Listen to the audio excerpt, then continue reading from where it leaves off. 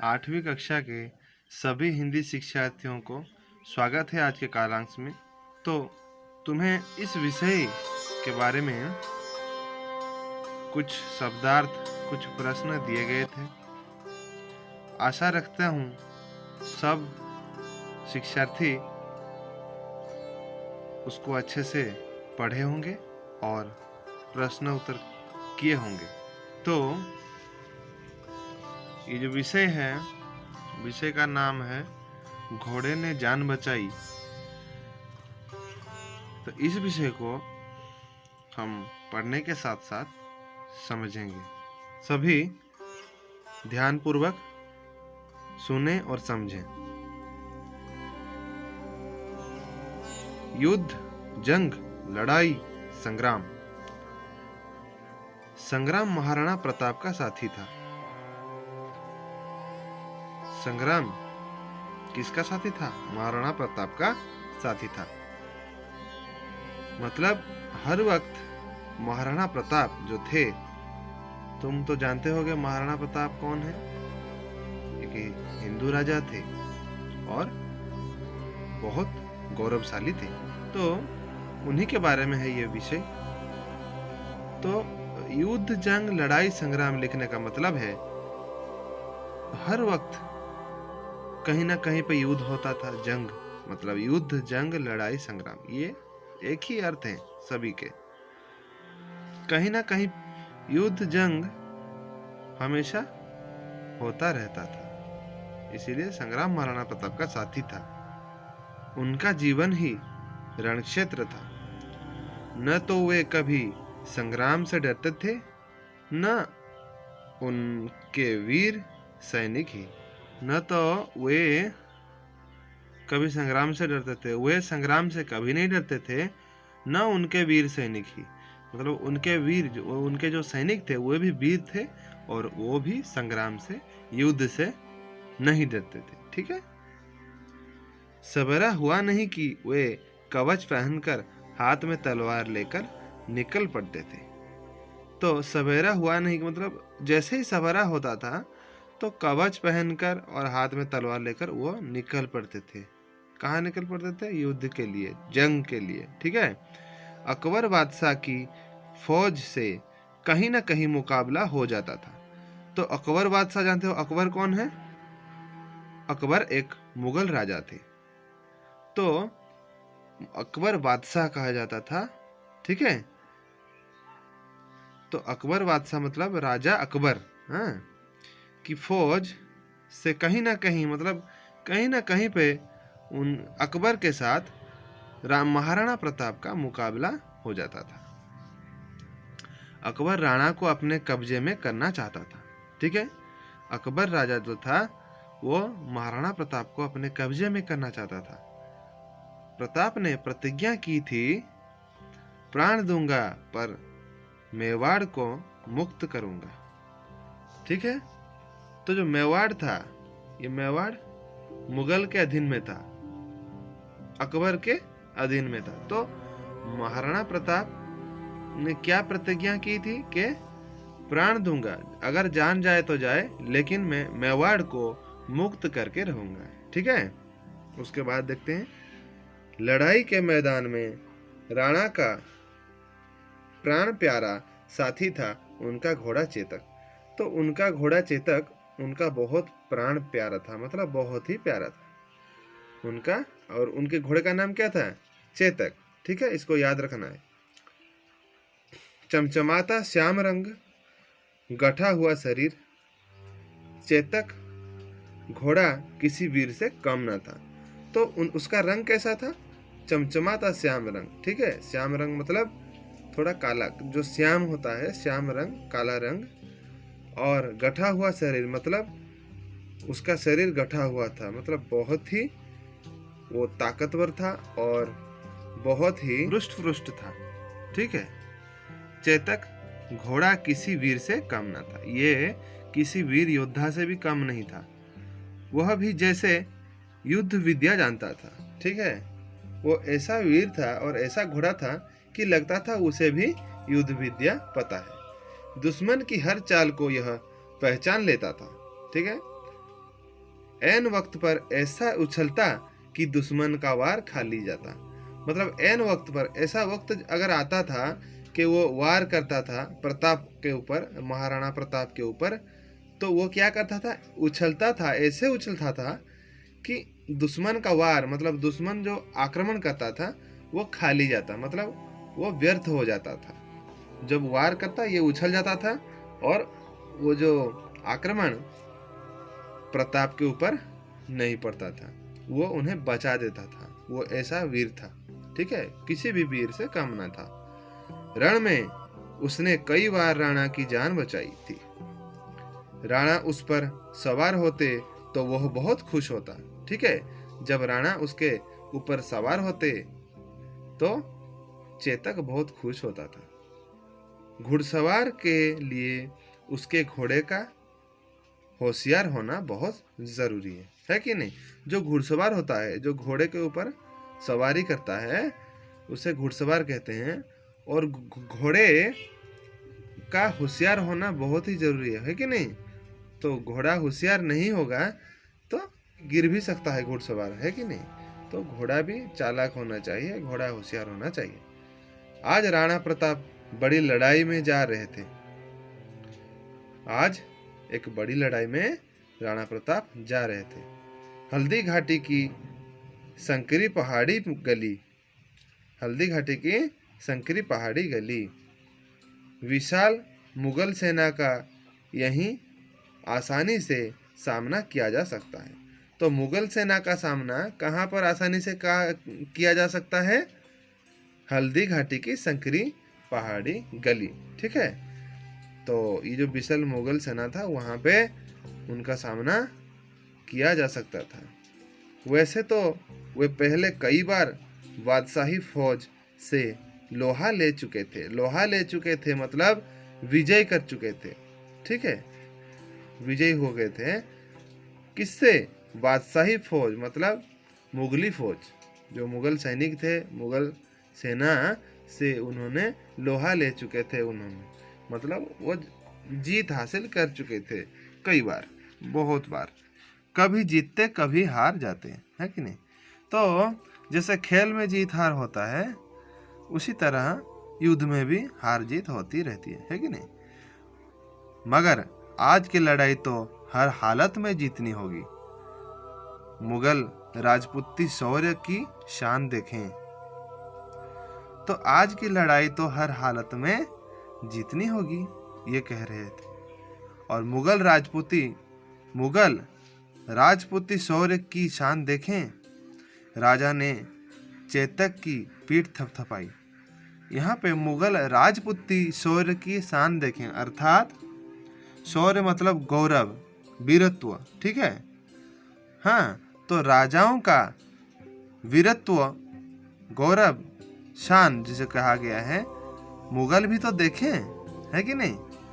तो राणा ने चेतक की पीठ थपथपाई, चेतक ने कान फड़फड़ाए और राणा ने पुचकारा तो वह पूंछ हिलाने लगा, ठीक है। जैसे हिनहिना कर बोला, क्या बोला? जैसे, राणा मैं तो तुम्हें लेने को हरदम तैयार हूँ। और उसी समय ऐसा लगा कि जैसे कौन हिनहिना कर बोला? चेतक, उनका प्राण प्यारा घोड़ा। राणा मैं तो तुम्हें लेने के लिए हरदम तैयार हूँ। ऐसा लगा कि वो कुछ बोल रहा है, ठीक है। अपनी मुट्ठी भर सैनिक लेकर राणा हल्दी घाटी में उतरे। मुट्ठी भर मतलब बहुत कम सैनिक थे उनके साथ में। तो हल्दी घाटी में वो सब उतर गए। माथे पर चुटकी भर धूल लगाई, ठीक है, माथे पर मातृभूमि की धूल लगाई। मातृभूमि को प्रणाम कर ही रहे थे कि मुगलिया फौज टिड्डियों की भांति आ धमकी, ठीक है। तो मातृभूमि को प्रणाम कर ही रहे थे, मतलब माथे पर मिट्टी लगाने के बाद मातृभूमि को वो प्रणाम कर रहे थे, ठीक है। मातृभूमि को प्रणाम कर ही रहे थे। मुगलिया फौज टिड्डियों की भांति टिड्डियों के जैसे, मतलब टिड्डियाँ होते हैं एक प्रकार का पतंग, ठीक है। जैसे वो झुंड के तरह उड़ के आते हैं, उसी तरह टिड्डियों के भांति, मतलब टिड्डियों के जैसे वो आ धमके, ठीक है। वो अचानक आ पहुंचे। राणा ने देखा शहजादा सलीम जंग जीतने आया है। राणा ने देखा, महाराणा प्रताप ने क्या देखा कि शहजादा सलीम मतलब राजकुमार सलीम, राजकुमार को वो शहजादा कहते हैं। और हमारे जैसे राजा महाराजा राणा प्रताप कहते हैं, वो कहते हैं बादशाह, ठीक है। वो है बादशाह कहते हैं उनके राजा को। मुगल राजा को बादशाह कहते हैं और उनके जो बच्चे पुत्र होते हैं उनको शहजादा कहते हैं। तो शहजादा सलीम जंग जीतने के लिए आया है। उन्होंने बड़ी फुर्ती से हमला किया, ठीक है। सलीम का हाथी मारा गया, लेकिन वह बच गया। तो सलीम जो जिस हाथी पर सवार था वो हाथी मर गया, लेकिन वह सलीम बच गया। उसकी फौज राणा पर आंधी सी टूट पड़ी, ठीक है। उसकी फौज राणा पर आंधी सी, जैसे आंधी तूफान आता है कि नहीं, उसी तरह वो आके टूट पड़ा। किसके ऊपर? राणा के ऊपर। प्रताप की तलवार मानो फसल काटने लगी। ऐसा लगा कि प्रताप फसल काट रहे थे, जैसे फुर्ती से वो मुगल सैनिकों को काट रहे थे, ठीक है। अनगिनत सैनिक मारे गए। अब मुगलों ने राणा को घेर लिया, ठीक है। बहुत सैनिक मारे गए युद्ध में, और अभी मुगलों ने राणा को घेर लिया था। उसके सिर पर मुकुट था। मुकुट को देख फौजी उन पर हमला करते थे। राणा अकेले पड़ गए, ठीक है। तो मुकुट देख के क्यों फौजी उन पर हमला करते थे? क्योंकि वह राजा थे। सैनिकों को पता था, मुगल सैनिकों को, वो मुकुट पहने हैं मतलब वो राजा है, उनको मारना है, इसीलिए उनको आक्रमण करते थे। राणा अकेले पड़ गए, सब मारे गए। उन पर कई चोटें आई, बहुत ही चोटें आई थी लड़ते लड़ते, पर पीछे हटना वे जानते ही नहीं थे। लेकिन वह बिल्कुल भी पीछे नहीं हट रहे थे। दूर से झालावीर मन्ना ने प्रताप की बुरी हालत देखी, ठीक है। दूर से कौन देखी प्रताप की बुरी हालत? किसने देखी? झालावीर मन्ना ने, ठीक है। तो माना ने बुरी हालत देखी, ठीक है, प्रताप की बुरी हालत देखी। वह उनकी तरफ झपटा, मतलब अचानक उनकी तरफ आ गया वो, ठीक है। जय महाराणा की जय, वो कहने लगा। आवाज गूंज उठी, जय महाराणा की जय, ऐसे जोर से वो बोला और उनकी ओर आ गया। माना ने पीछे से मुकुट छीनकर अपने सिर पर रखा। तो जो माना था वो राणा प्रताप के सिर से मुकुट उठा लिया और अपने सिर में रखा और बोला, राणा आपके घाव गहरे हैं, मतलब आपके घाव बहुत ज़्यादा हो गए हैं, शरीर में बहुत खून बह रहा है। मेरी बात मानिए, ठीक है, मेरी बात मानिए, अपनी जान बचाइए आप, ठीक है। आपके घाव बहुत गहरे हैं, आप अपनी जान बचाइए, और आप रहेंगे तो हमारी लड़ाई चलती रहेगी। उसका कहने का मतलब है अगर आप नहीं रहेंगे, ठीक है, आप नहीं रहेंगे तो हम लड़ाई कैसे करेंगे, इसीलिए आपको बचना जरूरी है। आप रहेंगे तो ही लड़ाई चलती रहेगी, ठीक है।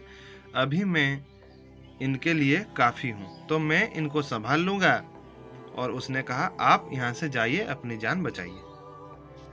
चेतक तो पहले भांप चुका था कि राणा जख्मी हो गए हैं, तो चेतक को मालूम पड़ गया था कि राणा जख्मी हो गए हैं। उसने ये बातें सुनी। अब वह राणा को लेकर बेतहाशा भागा, बहुत जोर से भागा वो राणा को लेकर। उसका हुक्म नहीं माना। राणा जो कुछ भी बोलते रहे वो नहीं सुना उनका कुछ भी, वो बस भागता ही रहा। झाड़ झखाड़ों में तेजी से भागना तो उसका खेल था। तो झाड़ियाँ जो भी थे वहाँ पे वो कूद के जैसे तैसे कर कभी वो भाग जाता था। वो उसका खेल था, मतलब वो हमेशा भागता था, उसका अभ्यास था।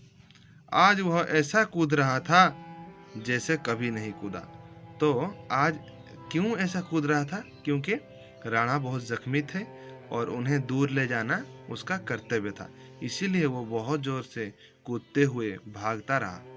राणा चिल्ला उठे और बोले, चेतक, चेतक, यह क्या कर रहा है? लोग मुझे भगोड़ा समझेंगे। ठीक है, तो वो उसको कह रहे हैं कि चेतक, ये तू क्या कर रहा है? लोग मुझे भगोड़ा समझेंगे, मतलब मुझे समझेंगे कि ये डरते हुए ये भाग गया, समझेंगे। तो फिर भी वो नहीं रुका। रुक जा, उन्होंने कहा, रुक जा। इधर चेतक हाँफने लगा। बहुत जोर से भागने के बाद वो हाँफने लगा, थक गया था। वो लड़खड़ाने लगा, फिर भी उछला, क्योंकि राणा की जान बचाना उसका कर्तव्य था और क्योंकि वह उनका प्रिय साथी था। फिर भी उछला, वो लड़खड़ाया लेकिन फिर भी उछला। सामने एक नाला था, तो उछलते हुए वह उसे कूदकर पार किया। ठीक है, एक नाले को भी कूदकर उसने पार किया। फिर घड़ाम से गिरा, मतलब थक गया था और सामने एक नाला था, नाला को पार कर दिया, नाला को कूद के वो पार किया और गिर गया धड़ाम से। राणा ने देखा उसकी छाती में तलवार भोंक दी गई है। तो राणा ने देखा कि उसकी छाती पर तलवार भोंक दिया गया है, खून की धारा बह रही है। तो वो भी जख्मी हो गया था, तलवार से उसको चोट पहुंचा गया था। फिर भी वो देखो इतना दौड़ा कूदा और राणा को बचाने लगा था। प्रताप रोने लगे, उसको देख के, उसकी ऐसी दशा देख के प्रताप रोने लगे। उनके सामने ही चेतक ने दम तोड़ दिया। तो उन्हीं के सामने, उन्हीं के नज़र के सामने वो देख रहे थे और राणा की उपस्थिति में ही चेतक ने दम तोड़ दिया, मतलब चेतक की मृत्यु हो गई। ठीक है, राणा का भाई शक्ति सिंह मुगलों के साथ था। तो राणा का भाई था, उसका नाम था शक्ति सिंह। वो मुगलों के तरफ था, मुगलों के साथ काम करता था। उसने सारा माजरा देखा, मतलब वो ये सब चीज़ें देख रहा था। राणा का पीछा करके फौरन आ पहुंचा। ठीक है, तो वो राणा का पीछा करते करते उनके पीछे पीछे फौरन आ पहुंच गया। प्रताप ने उसे देखा तो बोला, आ जा शक्ति। प्रताप ने जब उसको देखा तो उन्हें बोला, आ जा शक्ति, मेरी गर्दन उड़ा दे। फिर प्रताप ने कहा, आ जा शक्ति, मेरी गर्दन उड़ा दे, अपने चेतक के बिना मैं जी नहीं सकता। तो वो कह रहे हैं कि चेतक तो चला गया, अब मैं जी नहीं सकता हूँ, आजा, मेरी गर्दन उड़ा दे। शक्ति प्रताप के पांव पर गिरा, शक्ति प्रताप के पांव पर गिर गया, बोला, भैया मुझे माफ कर दो। झाला और चेतक ने मेरी आंखें खोल दी। तो झाला, जो कि प्रताप का मुकुट पहन के उन्हें यहाँ से जाने के लिए कहा, युद्ध के मैदान से, वो आप जान बचाइए, जो कह रहा था झाला, उस झाला को देखकर और ये चेतक की जो वीरत्व था चेतक का, चेतक को देखकर, इन दोनों को देखकर उसने कहा कि मेरी आंखें खोल दी, ये दोनों ने मेरी आंखें खोल दी, मैं भी वतन के लिए ही जान दूंगा, मतलब इस मिट्टी के लिए ही मैं जान दूंगा। दोनों फूट फूट कर रोने लगे। ठीक है, दोनों भाई फूट फूट कर रोने लगे।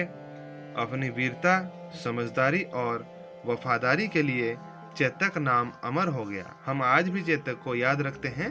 वो राणा प्रताप का प्राण प्यारा घोड़ा था, उसने राणा की जान बचाई थी, उसने प्रताप की जान बचाई, राजपूती शान बचाई। तो राजपूती, जो राजपूतों का गौरव था, उसको भी उसने बचाई, खुद प्राण दे दिए। आज भी राजस्थान के चौके, चौराहे, रास्ते, भवन, सब पर चेतक की मूर्तियां खड़ी हैं। ठीक है, तो इसी तरह से चेतक भी इतना, उसका रंग था श्याम रंग, है कि नहीं, और वो किसी वीर से कम भी नहीं था और आखिरी दम तक वह राणा के साथ था और राणा की जान बचाई। इसीलिए आज भी राजस्थान के चौके चौराहे रास्ते भवन सब पर चेतक की मूर्तियां खड़ी हैं। ठीक है, तो तुम्हें भावार्थ कुछ दिए गए थे लिखकर, और पुंगलिंग स्त्रीलिंग कैसे करना है, कैसे जानना है, कुछ श्रेणी कार्य कुछ गृह कार्य भी दिए गए थे। तो वो सब करते करते उनको ख़त्म करना है, लिखना है अपने हिंदी खाते में, और जो किताब का है अनुशीलनी उसको भी तुम लोगों को करना है, और करने के बाद मेरे व्हाट्सएप नंबर पे उसे भेजना है। ठीक है, तो आज के लिए इतना ही। अगले कालांश में नए विषय के साथ चर्चा करेंगे। सभी को बहुत बहुत धन्यवाद।